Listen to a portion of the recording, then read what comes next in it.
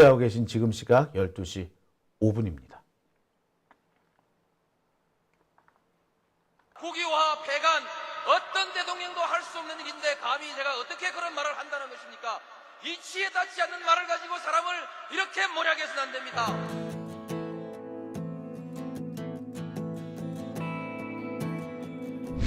기나긴 밤이었거든 압제의 밤이었거든 사랑이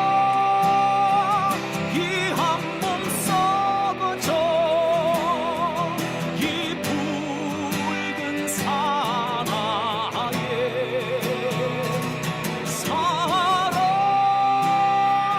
해방의 횃불 아래 벌거숭이 사나예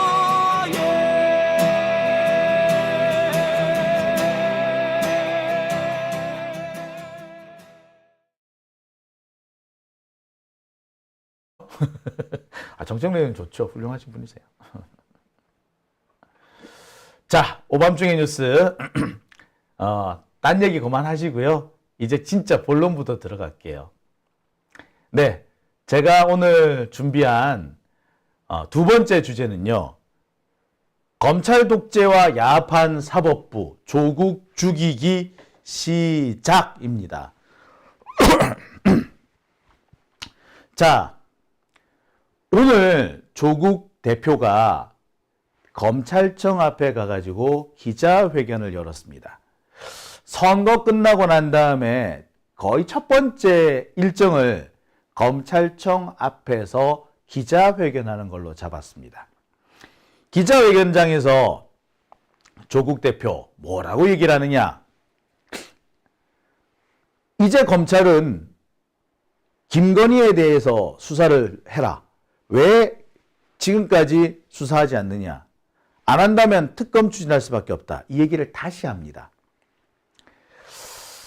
그런데 그 기자회견이 열리고 있는 그 무렵 대법원에서 황당한 일이 벌어졌습니다. 어떻게 시간도 그렇게 딱 맞췄을까 싶습니다만 조국 대표가 검찰청 앞에서 기자회견하는 바로 그 시간쯤에 대법원에서 조국 대표 사건, 이 사건의 재판부를 정했습니다. 지금 조국 대표가 그 아들 건과 관련해 가지고 아들 쪽지 시험과 관련해 가지고 지금 뭐 업무방해로 지금 기소가 돼 있는 상태잖아요. 그다음에 그 유재수 감찰 사건, 이 사건으로 또 기소가 하나 돼 있는 상태잖아요. 자, 이렇게 약간 보면은 말도 안 되는 어거지로 지금 검찰 수사를 받았고 재판에 넘어갔습니다. 심지어 조민 씨가 받은 장학금이 뇌물이다. 이런 황당한 판결까지 나와 있는 상태예요. 이거를 정말 이게 이런 판결을 내리는 판사가 판사인가 싶을 정도예요. 아니 그러면 공무원 자녀들은 장학금 받으면 안 되나? 그렇게 따지면요, 이동관이고 누구 다 걸릴걸요? 공무원 자녀들 중에서 장학금 받은 애들 다 털어야 될걸요? 줄줄이 걸릴 겁니다.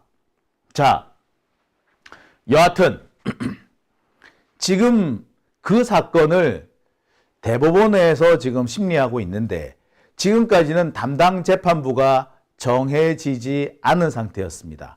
그런데 오늘 담당 재판부를 정했어요. 그리고 언론에 뿌립니다. 해필 조국 대표 사건을 담당한 판사가 누구냐? 엄상필입니다. 정경심 교수에게 징역 4년을 선고했던 바로 그 판사입니다.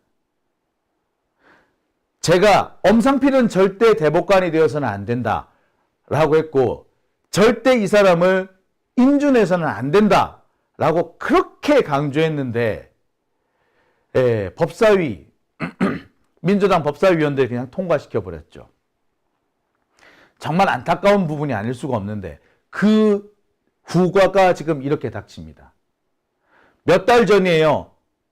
몇 달 전입니다. 2월 달에 통과시켜줬거든요. 그런데 지금 곧바로 이 조국 사건의 담당 판사가 됩니다. 이거는 조국을 죽이기 위해서 선거가 끝나자마자 조국 죽이겠다라고 칼을 들이민 것과 하등에 다를 바가 없습니다. 자, 그래서 오늘 제가 준비한 두 번째 주제가 선거 끝나자마자 검찰 독재와 야합한 사법부입니다. 아시다시피 조국혁신당은 비례대표만으로 12석을 얻었습니다. 단박에 제3당이 됐죠. 선거가 끝나자마자 오늘 대검찰청 앞에서 윤석열 정권을 압박하는 기자회견을 열었습니다. 선거가 끝나면서 잠시 좀 주춤해질 수 있는 그런 약간 좀 흐트러질 수 있는 분위기를 곧바로 가다듬고 빠르고 강력하게 공세 전환을 한 겁니다. 조국혁신당과 관련해 가지고 외신들도 지금 상당히 관심을 갖고 있습니다. 앞으로 조국혁신당이 어떤 행보를 보일 것이냐, 그리고 조국 대표가 어떤 행보를 보일 것이냐, 여러 가지 얘기들이 나오고 있습니다. 자, 특히 오늘 조국혁신당이 검찰청 앞에서 기자회견을 연 것과 관련해 가지고는 정치권 전체가 촉각을 곤두세우게 됐고요. 오늘 검사들 난리도 아니었대.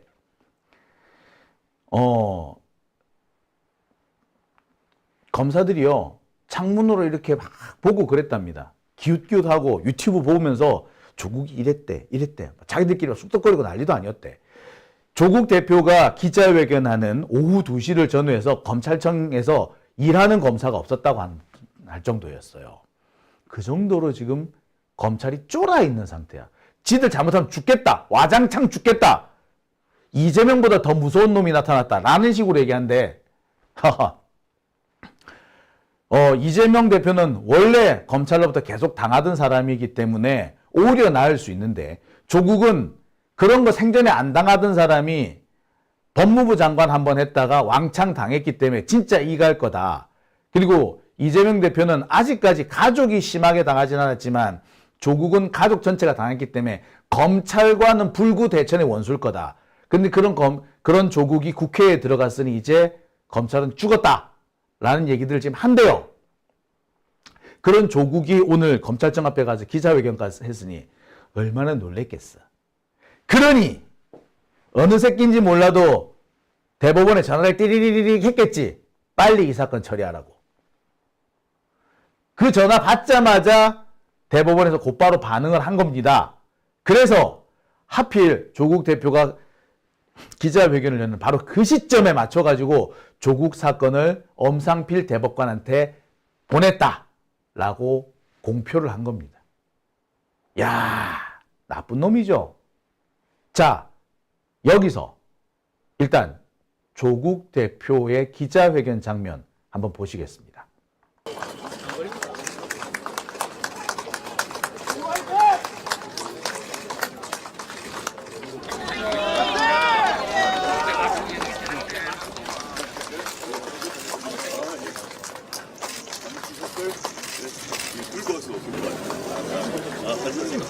기자회견에 앞서 먼저 사진 촬영부터 하겠습니다.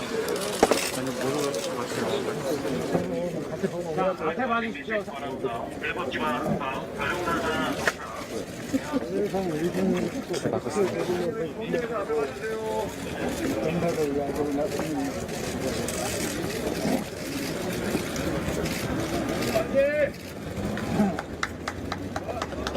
이쪽으로 한번 봐주십시오. 이쪽으로.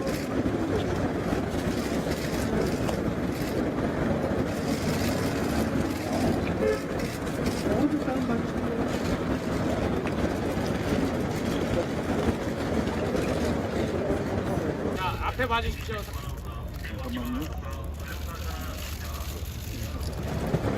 검찰에 마지막으로 경고한다. 김건희를 수사하라. 조국혁신당 대표 조국입니다.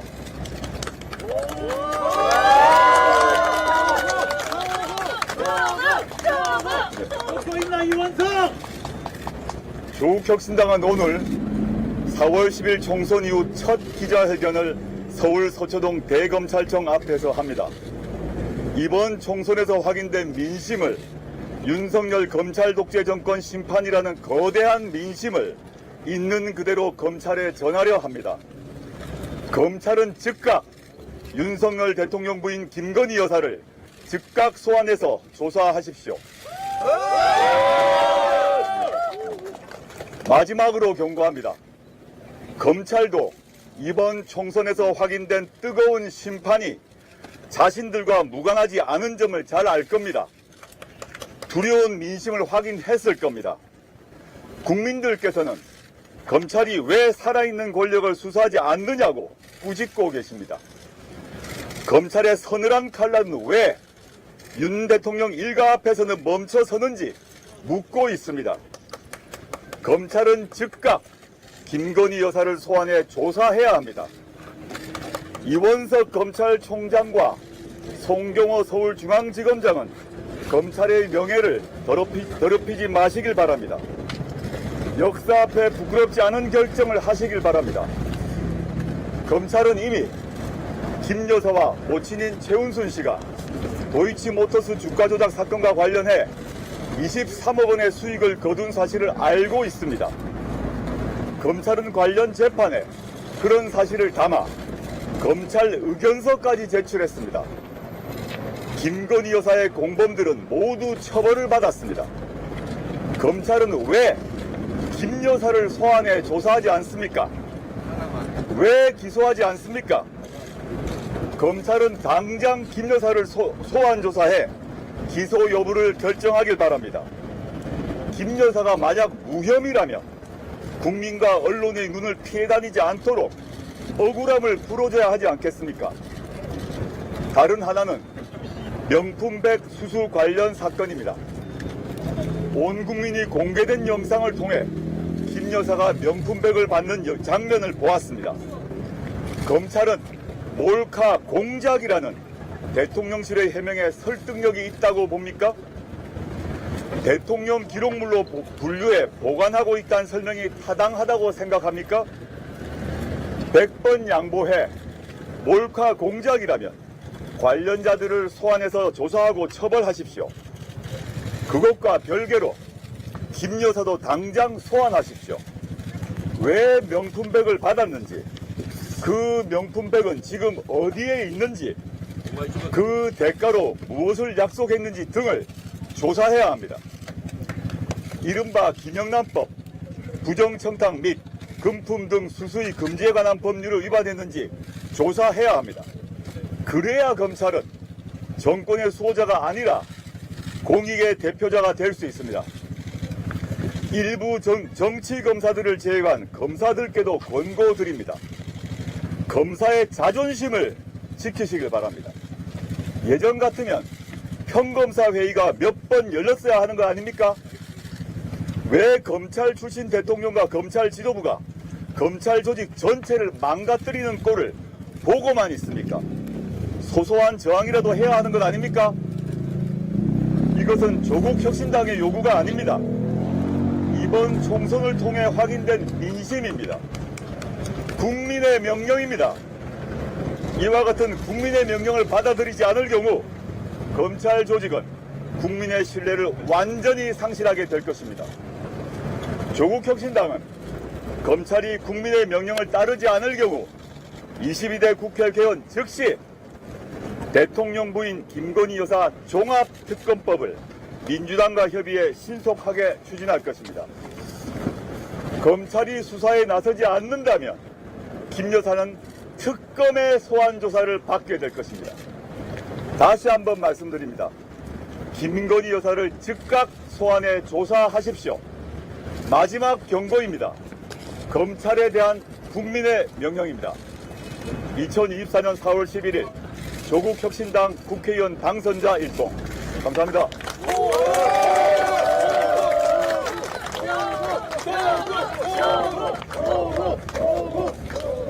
예, 지금부터 언론인들의 질문을 받겠습니다. 질문하실 기자님들은 손을 들어서 의사 표시를 해주시고 반드시 소속가와 성함을 밝혀주시기 바랍니다. 오마이뉴스 유승영 기자입니다. 네. 이번 이어서 종합특검법이 기존에 그 제출이 됐던 특검법에서 어떻게 내용이 보강되는가요? 기존 제출되었고 윤석열 대통령이 부인을 방어하기 위해서 거부권을 행사했지 않습니까? 그 경우는 주가 조작만 들어있죠. 주가 조작만. 특검법이 당시에 발의되고 통과됐을 시점에 이후 그 시기는 주가 조작만 문제가 되었는데 그 법안이 통과되고 거부권 행사되고 난 그 이후 상황에서 두 가지가 더 추가되었다라고 봅니다. 첫째는 다들 아시는 오늘 제가 기자회견에서 말씀드렸던 명품백 수수가 다 알고 있고 두 번째는 양평고속도로 건입니다. 양평고속도로가 왜 갑자기 휘었는지 그래서 김 여사의 친정 쪽으로 갔는지 최근 보도에 따르게 되면 그 수익이 얼마다 아주 막대한 금액의 수익을 본 것으로 나왔더라고요. 이 관련해서 그 양평군청과 국토교통부와 대통령 비서실, 용산 비서실이 어떠한 역할을 했는지 왜냐하면 거기에 양평에서 그 고속도로가 휘려면 절차적으로 보게 되면 타당성 문제가 해결돼야 되고요. 그다음에 양평군청 차원에서 통상의 절차로 보게 되면 청문회 등을 해야 됩니다. 이것이 모두 생략됐어요. 누가 어떤 이유로 그런 통상적 절차를 생략하고 그런 양평고속도로라는 엄청난 큰 토건 사업을 피게했는지를 밝혀야 된다고 보고 있습니다. 아마 거기에 다 포함되지 않을까 생각합니다. 예, 다음 질문 받겠습니다. 예, 저쪽입니다. 이번에 윤석열 대통령 거부권을 행사할 수 있을 가능성이 대에 대한 궁금합니다. 저는 4월 10일 총선에서 확인된 민심을 인지하고 또는 그걸 수용하는 대통령이라면 감히 거부권을 행사할 수 없으리라 생각합니다. 그런데 그 민심을 4월 10일 총선에 확인된 민심을 거부하고 외면하고 무시하는 대통령이라면 또 거부권을 행사하겠죠. 그럼 그 거부권 행사에 대해서는 국민이 다시 한번 심판할 것입니다. 예, 또 다른 질문 있습니까? 네, 없으시면 한 분 더 있나 봅니다. 예. 네, 안녕하세요. 저 중앙일보의 정용환 기자라고 합니다. 정 기자님? 어제 국회 개원 즉시 한동훈 특검법을 발의하겠다고 공언하셨는데요.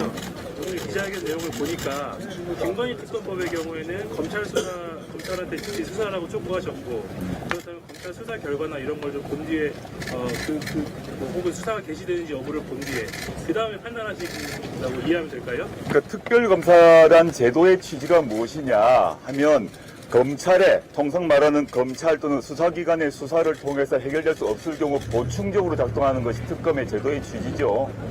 근데 지금 그 김건희 씨 관련 범죄 혐의 같은 경우는 이미 검찰이 수사를 진행했지 않습니까? 공범들은 이미 다 기소되어서 재판을 받았고 그래서 이미 검찰에게 모든 자료도 있고 검찰이 웬만큼의 진상을 파악하고 있는 상태라고 볼 수밖에 없습니다. 그래서 지금까지 조국신당을 포함해서 민주당이 검찰에 대해서 수사를 요구해왔는데 안 하고 있는 거죠. 그래서 저희가 이제 마지막 기회를 준다. 이렇게 했음에도 안 하면 어쩔 수 없이 특별검사라는 보충적 수단을 발동해서 검찰에 있는 모든 자료를 특검으로 옮겨야 되죠. 지금 몇 년째 방치하고 있는 거 아닙니까? 그런 의미에서 말씀드렸던 것이다 라고 보시면 됩니다.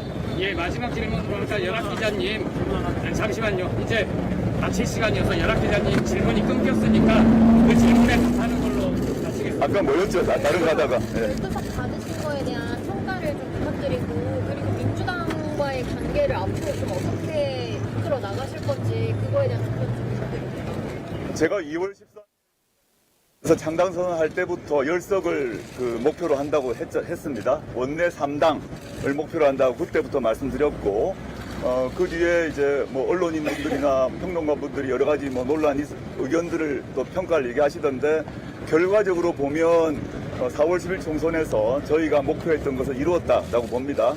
물론 마음 같아서는 더 얻고 싶겠습니다만은 그 자체에 있어서는 일일비하지 않고 있고요.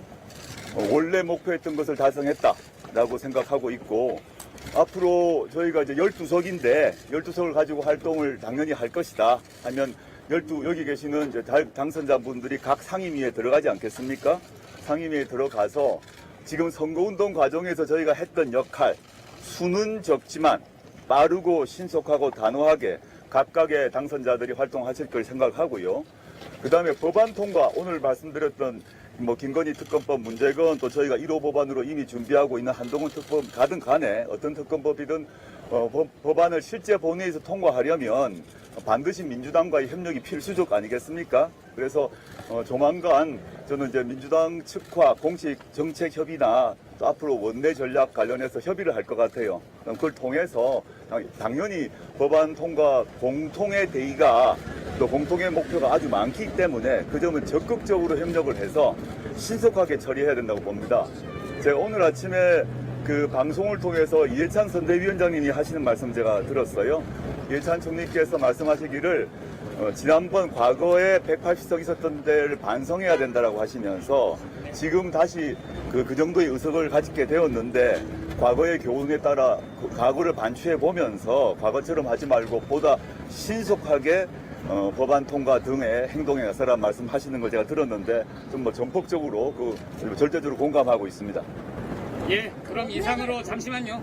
이상으로 윤석열 대통령 배우자 김건희 여사 검찰 수사 촉구 기자회견을 마치겠습니다. 예, 가시죠.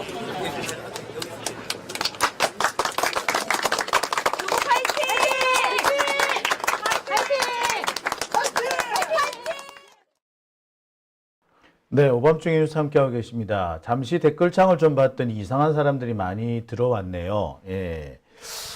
장용진 TV에 진보 진영의 사람들이 몰린다는 걸 좀 알았던 모양입니다. 네, 들어와가지고 계속 또, 개소리를 하고 있죠.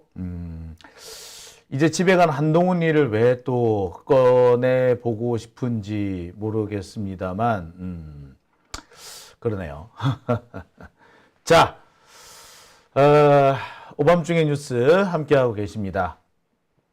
자, 보셨으면 아시겠습니다만 이 조국 대표 오늘 이 기자회견 장면 시원시원하죠. 이런 장면을 보려고 우리가 조국 혁신당을 지지한 거죠. 그래서 우리가 조국한테 열광을 한 거고요. 아마 이재명 대표는 사실 이렇게 하면 안 돼요, 솔직히. 예. 민주당 지금 이제 175석이잖아요. 이 거대 정당의 대표가 저렇게 하면은 또 그건 또 그러면 또 안 되는 그런 게 있습니다. 어떨 때는 할 필요도 있을 것 같습니다만, 여하튼, 괜히 물고 뜯고 할 수도 있기 때문에 좀 일단 위험 부담이 있죠. 하지만 조국 대표는, 12명 정도의 아직은 작은 정당이기 때문에 이렇게 빠르게 치고 달릴 수 있는 겁니다. 우리가 이런 효용 가치를 원했던 거죠. 민주당은 민주당으로서 할 수 있는 중도 확정을 한다면 빠르게 치고 나가면서 지지자들과 이 진영 전체를 앞장서서 선봉대를 꾸려줄 사람이 좀 필요했던 거 아닙니까? 원래는 그 역할을 우리가 정의당에 기대했었는데 정의당이 무슨 선봉대야 이씨. 앞잡이였지 그죠? 자, 그런 면에서 이 조국 그 혁신당과 조국 대표의 이런 효용이 오늘 참 잘 드러난 것 같습니다. 그러니까 검찰 입장에서도 얼마나 신경 거슬리겠냐고.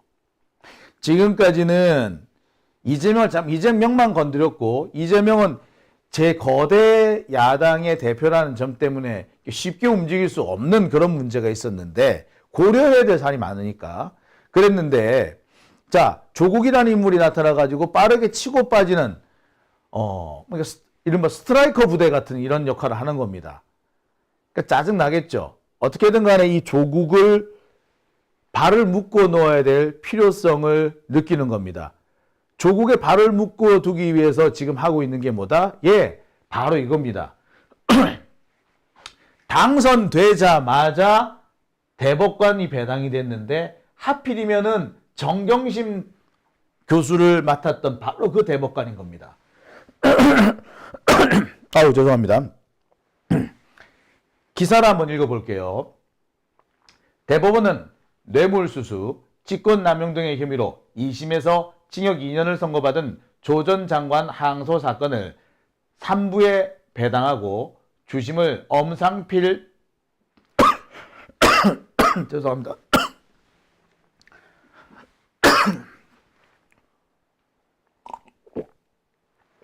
어우, 예. 어우, 죄송합니다. 예.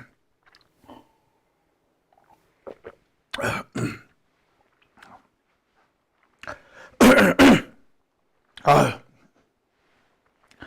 어우. 핏대가 오르다 보니까, 예. 자, 다시 한번 읽어드리겠습니다. 대법원은 뇌물수수, 직권남용 등의 혐의로 2심에서 징역 2년을 선고받은 조 전 장관 항소 사건을 3부에 배당하고 주심을 엄상필 대법관으로 정했다. 3부는 엄 대법관을 비롯해 노정희, 이흥구, 오석준 대법관으로 구성되어 있다. 자, 여기서 우리가 보아야 될 대법관은 엄상필과 오석준입니다. 보통 대법원은 세 개의 소부로 나눠져 있고요. 소부마다 4명의 대법관이 배당이 됩니다. 근데 이 4명의 대법관 중에 이미 2명, 여기 엄상필과 오석준 이 두 사람은 이미 반조국이야. 오래전부터 조국 장관에 대해서 유죄 심증을 가지고 있는, 아니 유죄여야 한다라는 신념을, 그런 어떤 행동의 목표를 갖고 있는 사람입니다. 결론을 내놓고 끼워 맞출 수 있는 사람이죠. 그런데 이미 1심하고 2심에서 결론을 내놨어. 따라서 이들은 1, 2심 하급심 판결에 문제가 없다라고 판결 내리면 땡인 거예요. 이미 4명의 대법관 가운데 2명이 기울어져 있는 상태인 겁니다. 제가 누구랑 누구요? 엄상필과 오석준 이 두 사람은요, 애시당초 불공정한 사람이에요. 하필 여기에 조국 장관의 재판을 배당했다는 것 자체가 이미 결론을 내놓은 상태에서 최대한 신속하게 조국을 죽이겠다라는 전제가 깔려 있는 것으로 보입니다. 저는 이 사건을 하필 오늘 선거가 끝나자마자 배당했다는 것 자체가 조국을 죽이기 위한 시나리오가 시작됐다라고 생각이 듭니다. 더군다나 하필 조국 장관이 대검찰청 앞에서 기자회견을 하고 피켓 시위를 하는 그날 그 시간, 딱 그 시간에 맞춰서 이게 발표됐다는 것만 봐도 이미 그 저희가 그대로 드러나는 겁니다. 제가 볼 때는 검찰청이든 혹은 윤석열 정권이든 여하튼 정치검사들이 대법원에 때려러 전화를 걸고 전화를 받은 그 어떤 고위 대법관이 바로 어떻게 일정한 액션을 취하지 않았는가라고 생각이 듭니다. 그 결과 이런 일이 벌어진 거예요. 그러지 않고서는 이렇게 딱딱딱딱 시간까지 맞춰가면서 벌어질 수가 있겠습니까? 날짜 맞추는 건 그렇다 치더라도 시간까지 맞춰가면서 이게 가능하겠어요? 예. 다 꼼꼼히 꼼수가 있는 겁니다. 자, 제가 2명의 대법관을 얘기를 했습니다. 누구랑 누구요? 엄상필과 오석준. 이 사람이 눈대. 엄상필은 아까도 말씀드렸습니다만 이 사람은 정경심 교수한테 유죄 판결을 내렸던 바로 그 대법관입니다. 그러니까 애시당초에 조국은 유죄다라는 선입견을 가지고 출발하는 사람이죠. 그리고 이 엄상필은 윤석열과 동기동창의 절친입니다. 더 말할 필요가 없겠죠. 그 다음이 오석준 대법관입니다. 이 사람은요, 뭐로 유명하냐면 800원짜리 판사로 유명합니다. 버스 기사가 버스 요금 800원을 횡령했는데 그 횡령했다는 이유로 해고를 당합니다. 당시 이 버스 기사는 노조위원장이었어요. 그러니까 노조위원장이 정말 마음에 안 드니까 회사가 꼬투리를 잡아서 해고를 한 겁니다. 800원으로. 1심, 2심, 하급심에서는 이게 해고할 일은 아니다라는 판결이 내려집니다. 하지만 뒤집어지죠.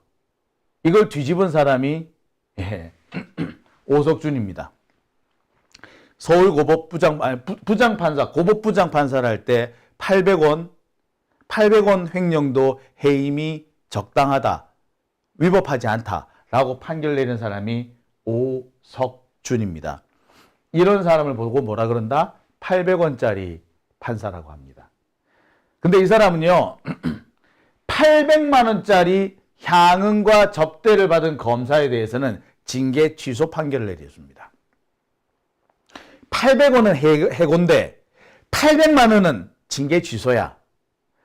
같은 판사가 이렇게 할 수 있을까요? 뭡니까? 이자는 유전무죄, 무전유죄인 사람이죠. 아니, 검사는 800만 원을 띵겨 먹어도 되고 감히 버스 기사 따위가 800원씩이나 횡령을 해? 라고 하는 그런 사람이죠. 유검무죄, 무검유죄인 거죠. 더 웃기는 건 뭔지 아세요? 지금으로 대형마트 의무휴일제가 얼마 전에 폐지가 됐나 하여튼 의무휴일제라는 게 있죠. 이 의무휴일제가 위법하다라고 주장한 사람도 이 사람입니다. 한마디로 가진 자, 돈과 권력을 가진 자한테 유리한 판결을 내렸던 사람이죠. 오석준입니다. 엄상필은 엄상필대로, 오석준은 오석준대로 도저히 대법관으로서 적절치 않은, 도저히 이런 사람이 대법관이라고 할 수 있는지 의문스러운 사람들입니다. 이런 사람은요, 대법관에 앉히면 안 됩니다. 민주당은 이 대법관들을 인준해주면 안 되는 거였어요. 대법관은 국회의 동의가 있어야 임명이 되거든요. 따라서 이 사람들 대법관 자격이 없다고 국회에서 부결시켜야 했습니다. 근데 부결 안 시켰어. 대법관 공석이 너무 길어진다는 이유로. 대법관 공석이 문제야. 800원짜리가 대법관 하는 거, 여러분 그게 가능하다 생각해요. 그게 가당키나 한 얘기예요? 가당치도 않지. 엄상필 같은 사람, 그런 사람 대법관이 된다는 게 말이나 됩니까? 말이 안 돼요. 그러니까 판사들이 뭐라고 생각하느냐. 민주당 저것들은 별로 무섭지 않아. 아니, 민주당이 정치적으로 좀 의심스러운, 민주당의 일부러 불리한 판결 내리는 애 같아. 정치적으로 제 편향성이 있어. 제 국진당 쪽이야. 너무 편향돼 있어. 라는 판사는 걸러줘야 돼요. 법원에, 국회에서. 그런 사람은 대법관에 앉히면 안 돼. 예? 그런데 톡톡 앉혀주니까 얘들 판사들이 민주당 따위는 겁을 안 내는 거야. 그러니까 검사들은 겁이 나. 검사들은 얼마든지 판사들을 감옥에다 넣을 수도 있으니까 겁나.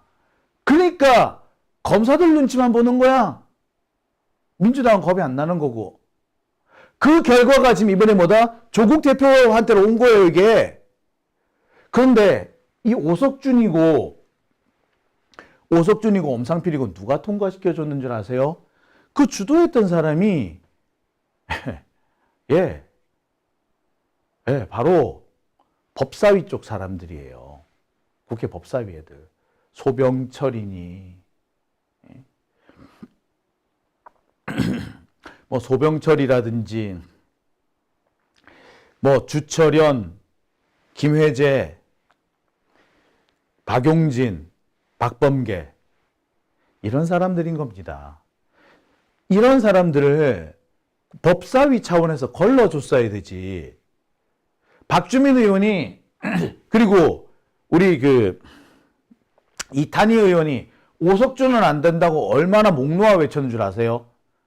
근데 씨알도 안 먹혔어. 그러니까 이런 사람들이 떡하니 너무나도 뻔뻔스럽게 조국 장관 재판을 맞는 거 아닙니까? 이런 일이 벌어질 수 있었던 가장 직접적인 이유는 또 누구다? 조희대 대법원장 때문이에요. 정말 극도로 편향되어 있는 대법원장입니다. 극우라는 것을 전혀 숨겨본 적도 없고 본인이 극우라는 것에 대해서 아등의 부끄러움이나 꺼리낌이 없는 사람이에요. 그리고 이 사람이 지금 얼마 전에 이재명 대표에 대한 재판을 빨리 진행하라고 지침을 내려준 사람이기도 합니다. 반면 나경원 빠루 재판은요, 아직 1심도 안 나왔어요. 그게 언제적 사건인데? 이미 5년 전, 6년 전 사건 아닙니까? 그 사건을 아직도 1심을 안 하고 있어요. 예?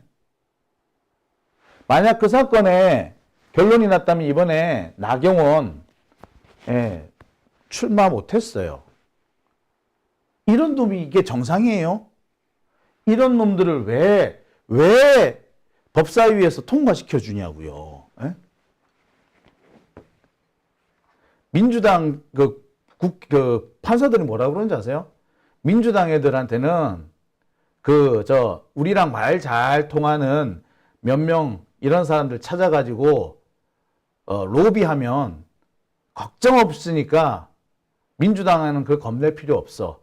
민주당에 겁낼 필요 없으니까 판결 마음대로 해. 이런 얘기를 너무 쉽게 합니다. 판사들이요, 그런 얘기를 대놓고 합니다.